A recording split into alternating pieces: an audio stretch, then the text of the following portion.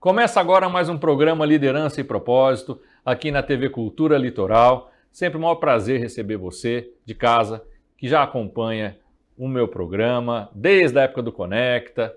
Então é uma honra poder levar para casa um pouco desse conteúdo que para mim é muito importante, que é o poder do líder e o poder transformador que as grandes lideranças têm, não só nas empresas, nas corporações, como na humanidade. Uma humanidade sem grandes líderes não se transforma, não se modifica, não traduz e muda comportamentos da sociedade. Então você tem que estar sempre buscando líderes que tenham como objetivo deixar esse legado. E para cá, no programa, eu sempre procuro trazer esses líderes que transformam a nossa região pelas empresas pelas quais eles passam, pela gestão pública, porque eu também trago aqui gestores públicos, secretários.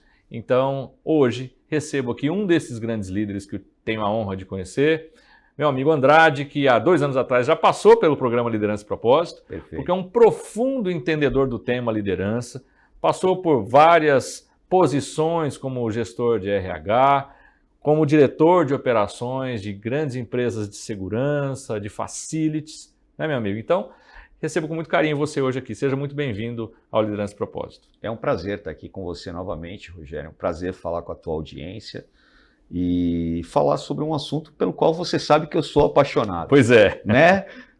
Somos, né? Somos apaixonados. A questão da liderança, mas principalmente a questão da gestão de pessoas, né? Sim. Dessa conexão que a gente cria nas relações humanas que a gente constrói enquanto líder, né? E eu costumo dizer que liderança é comportamento, não é cargo, né? Você tem a oportunidade única que acho que o Papai do Céu coloca na mão dessas pessoas de poderem conduzir outras tantas pessoas para você poder desenvolvê-las e quem sabe terem objetivos alcançados, né? Transformações de suas vidas, de suas famílias, né? É um pouco disso que a gente vem fazendo ao longo dessa caminhada. Não, muito bem, faz muito bem. E já contemporizando, né, o momento atual, queria que você falasse um pouco, da última vez que nós nos falamos, você estava tendo uma atuação muito forte como consultor, né, fazendo um trabalho muito sério em várias empresas, e de lá para cá eu sei que você voltou para o ambiente corporativo, né, está à frente de uma empresa, está aí colaborando fortemente com a direção da empresa, no caso, a Embraps. É isso. Né, do nosso amigo Zé Renato Quaresma, enfim, do filho dele que está lá à frente, Isso. né? E eu sei que você deve estar dando um apoio muito estratégico na gestão da empresa. Conta um pouquinho como é que foi essa sua chegada na Embraps. Foi um fato assim que inusitado até. Você sabe bem, já estava há quase 34 anos em São Paulo, né? Eu fui para São Paulo com 21 anos de idade. Eu ainda então tenente do Exército, oficial temporário do Exército. Então era idos de 1991, quando eu comecei a trabalhar em São Paulo. E lá fiquei até 2024. Nessa caminhada foram 10 anos de Exército e mais 25 anos na área de segurança privada, especificamente em empresas de segurança, de transporte de valores. Onde eu tive a oportunidade de atuar desde a função de supervisor de segurança numa multinacional, auditor interno, até me tornar gerente de filial e a partir disso me credenciar para ir para um projeto grande, que era o projeto da TB Forte, uma guarda de valores da Tecban, do Banco 24 Horas, Sim. onde eu fui como executivo, como head de operações, fiquei 13 anos nessa função, depois mais 3 anos como executivo de RH e administração, né, fazendo toda a parte nessa última fase, já com contencioso trabalhista, fazendo a parte de relações sindicais e relações trabalhistas, e já fazendo consultoria na parte de gestão de pessoas, de gestão de liderança, enfim, desenvolvimento de liderança, né?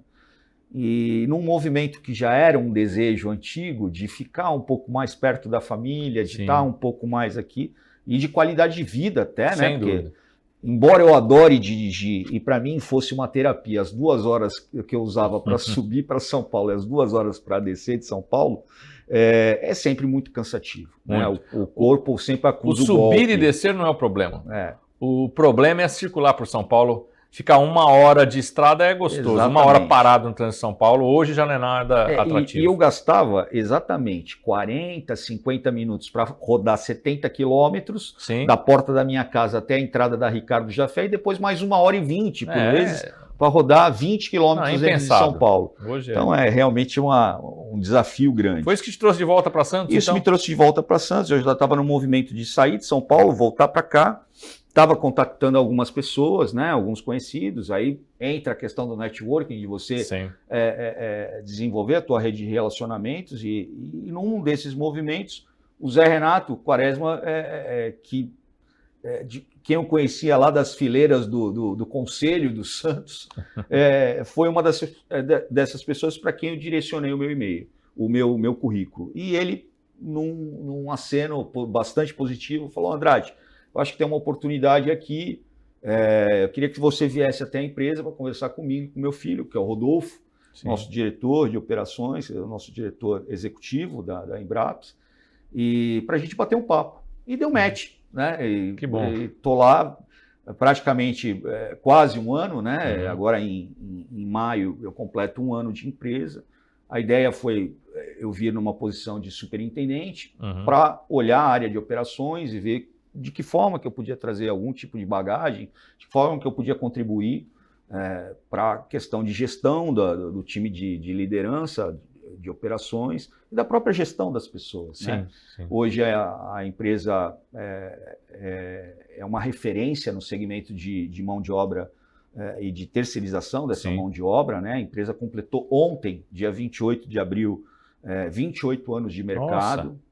É uma empresa que atende mais de 350 clientes na sua carteira de clientes. Hoje está com quantos funcionários? Mais de 2.000 funcionários. A gente bateu esse número agora recentemente, então mais de 2.000 funcionários. É muita gente. Muita gente. Então é uma empresa que se tornou uma potência, e para cuidar dessa gente toda... E espalhados por aí, né? Espalhados não por aí. Não vem para uma empresa... não é só em Santos, a gente tem uma atuação em Santos, mas temos clientes em São Vicente, no Guarujá, na Praia Grande, né? Então, é uma empresa que atende a Baixada Santista, mas com muita excelência ao longo desses 28 anos de existência, né? Então, é um desafio grande, né?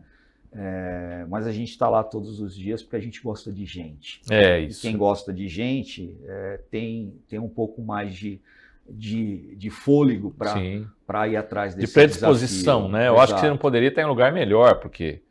Eu acho que eu vejo esse movimento acontecendo muito saudável, de executivos nascidos em Santos, que por uma questão de mercado de trabalho foram obrigados a subir a serra e se estabelecer em São Paulo. Conheço muitos que por conta dos filhos estarem na faculdade, estar em outra fase da vida, querer conviver mais perto da família, estar cansado da estrada e tudo mais, voltando para Santos. Né? E eu vejo muito positivo isso para o mercado de Santos. Sim. Porque eu que atuo como consultor também e atuo junto à LGK, representando a Fundação Dom Cabral na região, a gente atua em vários grupos empresariais familiares da região. A gente vê como ainda somos carentes em gestão, né? Empresas familiares muito consolidadas, que são um sucesso indiscutível. Ninguém está aqui para julgar o sucesso. Mas a gente vê, para nós que fomos para São Paulo e que fomos treinados em empresas com um processo de gestão muito claro, como a gente tem para contribuir com a melhoria da gestão dessas empresas regionais. Né? Sem dúvida. E eu vejo isso com muito bons olhos, assim como você está trazendo um olhar de melhoria, de melhorar aquilo que já é bom. Né? E assim tenho cruzado com vários amigos, né? Você deve ter vários exemplos para dar também. Com certeza. E a gente que tem essa pegada de... Você falou uma palavra-chave, melhoria, né? Sim. Você sabe que eu tive essa oportunidade de, por 2 vezes, ir ao Japão para olhar a melhoria contínua, para olhar gestão Lean, né? Para olhar o Lean System, e beber da fonte lá na Toyota, né? na Toyota Town, conhecer como que começou essa história do Lean na Toyota, lá no TPS, né, no Toyota Production System, lá na década de 60, como a Toyota se transformou a partir dos processos de melhoria contínua. Né? Tive a oportunidade nessa última empresa de segurança privada, na TB Forte, onde eu trabalhei, de implementar a jornada Lean, né, de ser o precursor dessa jornada na empresa, de fazer os nossos líderes agentes de transformação, porque é uma mudança de cultura, você tem que ter uma mudança de mindset das lideranças envolvidas, mas você vê o quanto de ganho que você traz, o quanto de produtividade, de eficiência, porque o mais com menos não tem novidade nenhuma. Desde sempre é assim, né? Você sempre tem o desafio, todo ano que você vai rediscutir um budget, fazer um orçamento, você sempre tem o desafio de fazer mais com menos. Isso é clássico. É clássico, né? Não é novo. Ele vem, às vezes, com outro nome, mas é sempre a mesma... E vai piorar.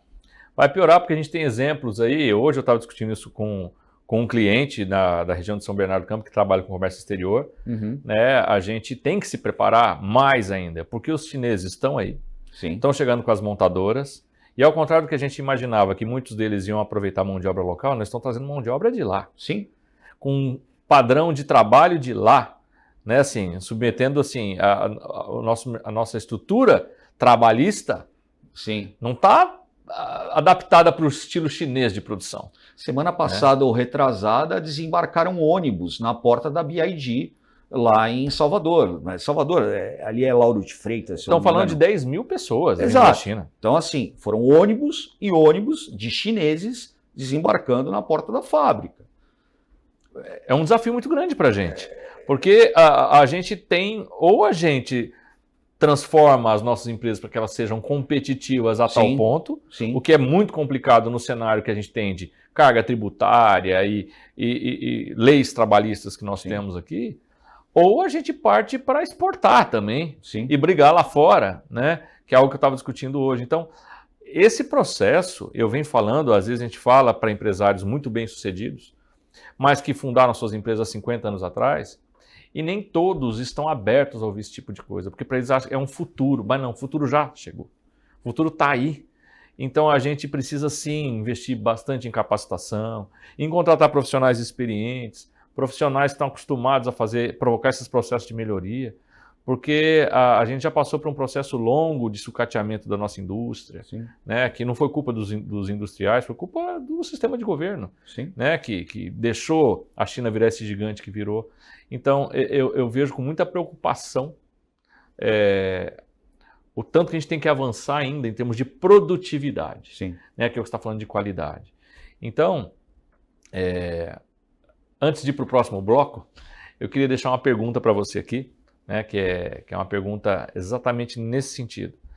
Na sua visão, você concorda com a pesquisa que saiu ano passado, que um funcionário americano produz 4 vezes mais que um funcionário brasileiro? Esse é um dado científico, não é opinião, viu, gente? Então, assim, eu vou para o intervalo e eu vou deixar essa pergunta no ar para você responder. Então, você que está nos acompanhando, fique atento. A gente vai ter um breve intervalo comercial, a gente já volta com a explicação do nosso grande amigo, especialista em gestão de pessoas, Andrade, superintendente da Embraps. Rapidinho, vamos lá.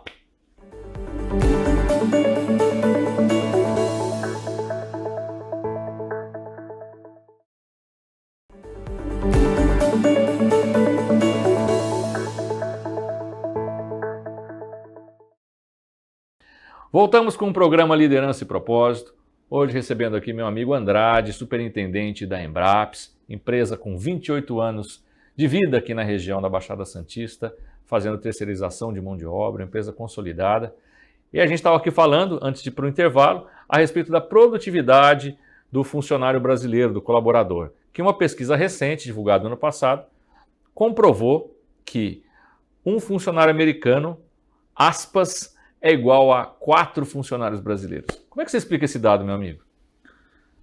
Eu vou te tentar trazer para a nossa discussão um ensinamento que eu tive de um grande mestre, que ele falava assim para mim: Andrade, você precisa comparar banana com banana, maçã com maçã. Certo. Então essa comparação ela já começa de forma equivocada, porque você tem por trás as legislações trabalhistas muito distintas. Sem dúvida. Nos Estados Unidos ou no Japão, locais que são grandes centros produtivos, você tem uma parte trabalhista muito flexível. Né? Os contratos são mais flexíveis.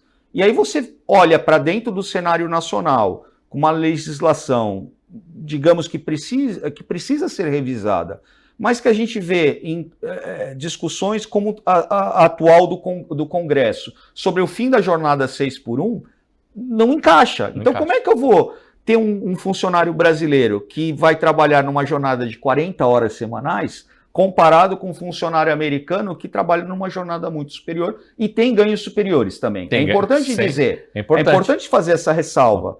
Então, a gente entende que às vezes o governo ele toma ações e não são, entenda, a minha fala não tem nenhum viés político, é só constatação de fatos. Sim. A gente está falando do governo que está há quase 2 décadas. Sim. A gente não pode esquecer disso. Sem dúvida. A gente está falando de um governo que vem de 2003 para cá. Teve só um intervalo do governo Bolsonaro. Teve um pequeno intervalo de uma outra... Que coincidiu com pandemia. De uma outra ala política, Sim. de um outro viés político, mas a gente está falando de um governo que tem quase 23 anos. Sim, sim. Né?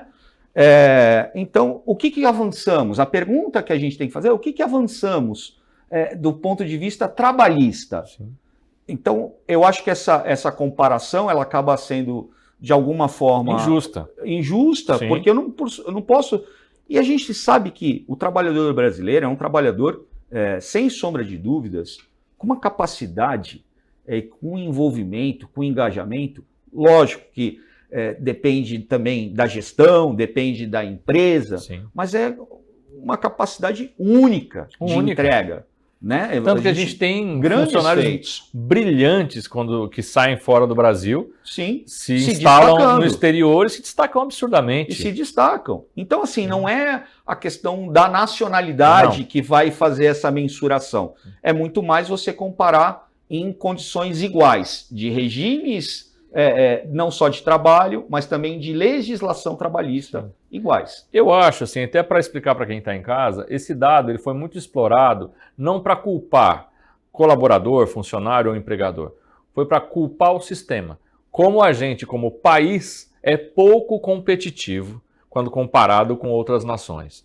Existe um ranking de competitividade, que é divulgado todo ano, que o Brasil ocupava, se não me engano, no ano passado, a posição 143. Isso está ligado a alguns fatores. Primeiro, leis trabalhistas e leis tributárias. Um investidor de fora para montar uma empresa aqui no Brasil, ele analisa, antes do Brasil, 142 preferências, países melhores para se investir do que aqui. Então, essa é a questão que estava sendo debatida. E esse indicador, ele passou a ser utilizado para gerar algumas paixões. E você trouxe muita lucidez para a discussão.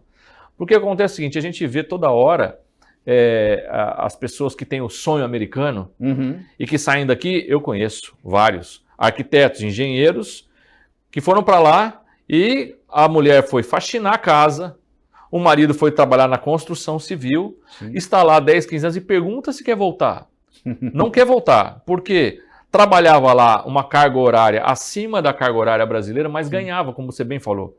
Ganhou para isso, comprou casa, constituiu patrimônio, montou sua própria empresa, porque lá o juro é 1% ao ano, virou empresário lá, está erradicado. Então o que você falou, comparando Estados Unidos com o Brasil mesmo, é isso.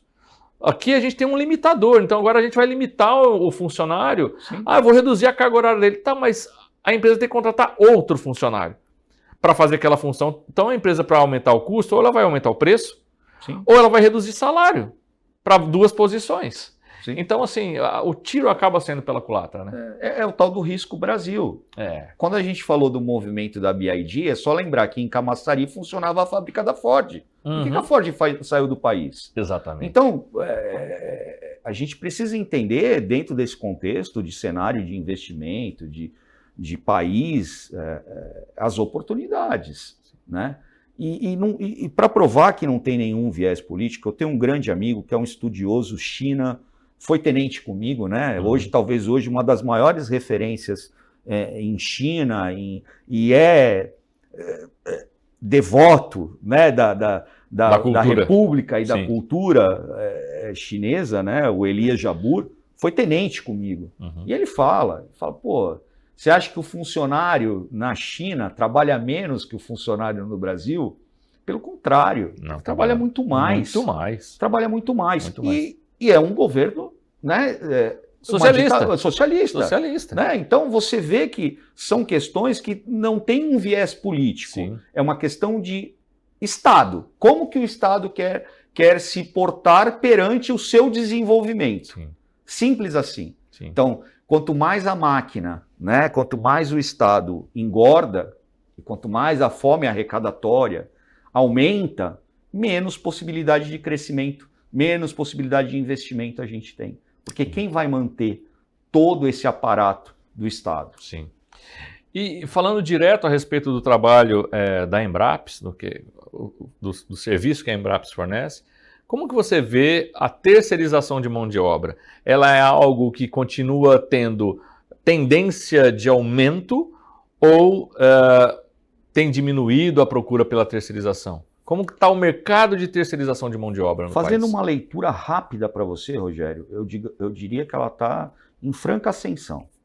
E na região especificamente, a gente tem um dado que não pode ser nunca deixado de lado. Santos hoje é a cidade mais vertical do país. Do país, né? Santos é a cidade mais vertical do país, é onde mais se cresce em empreendimentos imobiliários de prédios, Sim. sejam eles residenciais, sejam eles corporativos. Então, só esse dado demonstra que você tem um amplo horizonte para você olhar de crescimento da terceirização de mão de obra em si. Havia, sim, um certo, como toda novidade, como todo mercado que se ajusta a uma novidade, uma questão com o avanço da segurança eletrônica, com a questão das portarias remotas, mas a gente sabe que nada substitui o fator humano. Né? Nada substitui o fator humano.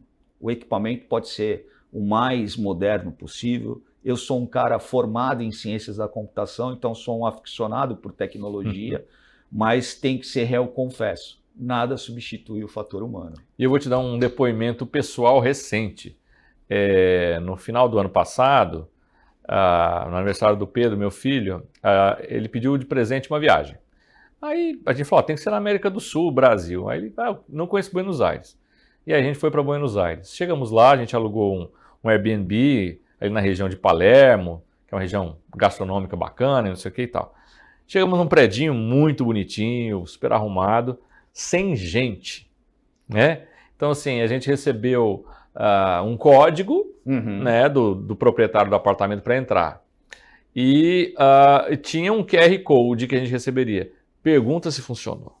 Não funcionava, a gente ficou ali batendo cabeça, pro lado de fora do prédio com mala na mão, e nada de abrir, nada de abrir. Aí dentro não existia um porteiro, existia um totem com uma tela de TV com o rosto de um humano que estava em algum lugar. Mas ele lá de dentro também não ajudava em absolutamente nada. E a gente tentando falar com ele, não resolvia nada. Fato é, falamos com o proprietário, ele mudou o QR Code, conseguimos entrar. E na hora de deixar as malas ali no ambiente, que ainda não estava liberado o quarto para a gente ocupar, estava no horário ainda que não tinha dado o horário do check-in, a gente tinha um depósito. E esse porteiro eletrônico também não conseguiu ajudar a gente, né? Eu sei que a gente saiu dali tão irritado com essa desumanização, né? E que foi um exemplo que para mim está muito longe a tecnologia ainda. Eu sei que evoluiu muito, de substituir um humano ali, sim, atendendo a gente, ajudando a conduzir a mala, sendo acolhedor como o brasileiro é. Sim. Né? Nós somos acolhedores, sim, né? Sem sombra de dúvida. Tem duas frases que me fazem lembrar desse contexto, né? Uma é do Stephen Covey, que é um cara, uma referência em tecnologia, que ele fala: a tecnologia vai reinventar os negócios, mas as relações humanas serão ainda sempre a chave para o sucesso. E o Simon Sinek, que é hoje talvez a maior autoridade em liderança, né? Ele sempre diz: 100% dos teus clientes são pessoas. Exatamente. 100% dos teus funcionários são pessoas. Se você não entender de pessoas, você não entende dos negócios. Entende negócio. No final das contas, qualquer negócio, qualquer tecnologia, qualquer processo vai precisar daquela pecinha de duas orelhas para apertar um botão. Exatamente. Então a gente volta à questão do fator humano, que é o diferencial, o grande diferencial. Sim. Talvez hoje o grande desafio seja o desenvolvimento dessa mão de obra. A gente sofre, talvez, nesse cenário atual, um dos maiores apagões de mão de obra. Isso vem sendo divulgado amplamente pela mídia. E não tem uma solução de curto prazo. E não tem uma solução de curto prazo. Você sofre esse apagão, tem todos os efeitos colaterais desse apagão, mas você continua capacitando, desenvolvendo, acreditando, porque é a única saída, ainda são as relações humanas, ainda são as capacitações e os desenvolvimentos que você pode fazer com a tua mão de obra. Perfeito. Meu caro, a gente está chegando aqui na fase final do nosso programa, né? Assim, é sempre um prazer conversar com você, a gente ficaria aqui horas falando a respeito desse tema, é um tema que nos atrai profundamente, falar de liderança, do mercado de trabalho como um todo. E como sempre, você já conhece o programa, já participou do programa, você sabe que eu sempre encerro com uma pergunta, né, que é uma pergunta que eu faço para todos os meus convidados, que é assim, a respeito de propósito, né? Cada um de nós tem o seu propósito, né? Sei que hoje você está na Embrapa, eu tenho certeza que tem um propósito. Mas a pergunta que eu sempre faço é a seguinte, o que te motiva ainda? O que te traz propósito ainda para acordar todo dia cedo? Sair da cama, botar o pé no chão e falar, vamos lá para mais um dia. Qual é o grande motivador, o teu grande propósito ainda hoje, com tanta experiência? Primeiro, te agradecer mais uma vez por estar aqui com você, pelo convite, por essa oportunidade de falar de um assunto que a gente é tão comumente apaixonados.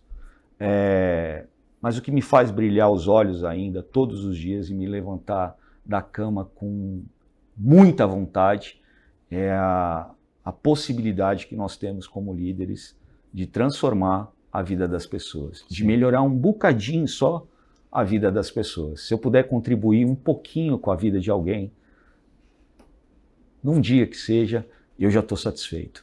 E eu fico muito feliz de ouvir e muito feliz de quando eu falo com as pessoas, eu faço o olho de todo mundo brilha, porque a gente vê que sai lá de dentro do coração, esse propósito, né? E eu compactuo com você da mesma filosofia, do mesmo propósito. Eu acho que a gente não está de passagem, né, no mundo, né? A gente está aqui para disseminar coisas boas, para deixar um bom legado. E eu acho que se a gente, dentro desse trabalho como líder, conseguir melhorar um pouquinho o mundo, né? Assim, tornar o mundo um pouquinho melhor do que a gente encontrou, a gente já está fazendo o nosso papel. Meu irmão, obrigado mais uma vez pela tua presença. Liderança e Propósito está sempre de portas abertas para você. E para vocês que estão aí em casa nos assistindo, Liderança e Propósito também está de sempre portas abertas para vocês acompanharem as entrevistas com esses líderes regionais tão potentes que a gente tem aqui na nossa região, né, trazendo esses ensinamentos, trazendo essa cultura e trazendo para você que é líder, que quer empreender ou que é um líder da empresa que você trabalha, ensinamentos que demoram às vezes décadas para serem conquistados. A minha ideia é trazer aqui, encurtar um pouco esse tempo para ajudar vocês aí de casa.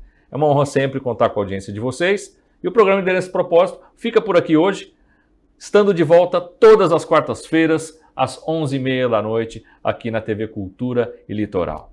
Te vejo no próximo programa Liderança e Propósito. Até lá!